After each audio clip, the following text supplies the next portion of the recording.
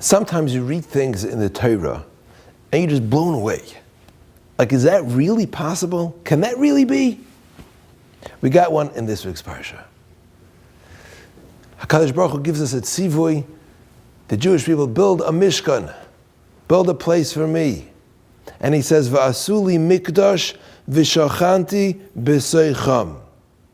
Build for me a sanctuary, a mikdash, and I will dwell in them. Serious?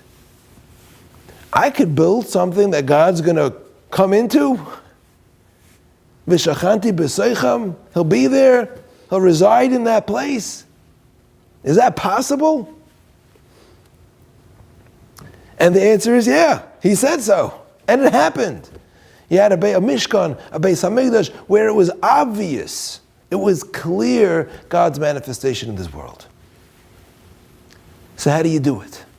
How can we do it? There's a mitzvah, the Rambam brings this pasuk as a mitzvah d'oraisa to build the Beis HaMikdash, V'asuli Mikdash. And that's one type of mikdash we build. There's a mikdash we build by donating material. We actively consecrate things to the Almighty. There's an active participation by doing things. V'yikhuli truma, by doing things for Hashem, we can build a mikdash. We can build a mikdash. And He'll come and He'll reside in that place. And we find another way, another type of sanctuary. Another way where we can build Vasuli Mikdash. And the key here is Kedusha. We have to build Kedusha, we have to build holiness. And we find other sanctuaries, not only sanctuaries in place, in a makam, a Beis HaMikdash, a Mishkan, a Shul. There are sanctuaries in time. Shabbos, Hashem says, Vayikadesh Oisai. Shabbos is a sanctuary in time, but it's so ironic. How do you build that sanctuary? All the things that we did to build the Mishkan, you can't do on Shabbos. It's the opposite. By refraining from doing those activities, we come in contact, we bring God into our time, into our time. And there's a third way.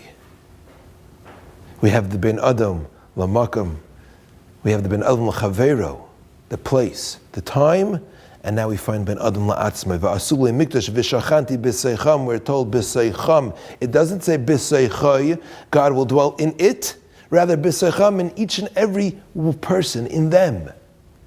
If you can turn yourself into a mikdash, then God will dwell in you.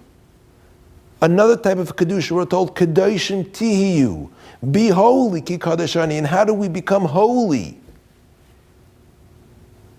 That's by maturing. Maturity, finding the finer pleasures in life, the pleasure of chesed, the pleasure in helping somebody, the pleasure of a davening, the pleasure of refraining from doing things we shouldn't do. That's the kedusha of a person. That's another va'asuli mikdash. We have three options. What's the common denominator? We think Hashem, we say, Baruch kavod Hashem b'mekayim, HaKadosh Baruch Hu's in His place, He's far off. But Kedusha starts, Kadesh, Kadesh, Kadesh, Hashem tzavakais, Malay chol ha'aretz kavodi, the entire world is full of God's glory. So where is it? Kedusha is found in the place where we make it. Where we carve out a place to bring God in, that's where He comes. Whether it's in place, whether it's in time, whether it's in ourselves. If we make room for God, He comes in. Vasuli mikdash v'shachanti b'seicham. A chassid went to his Rebbe, I think it was the Kotzker Rebbe, and he said, and the Rebbe asked him, what are you doing here? He says, I'm looking for God. He said, for that you didn't have to come to me. You have to look inside. Vasuli mikdash v'shachanti b'seicham.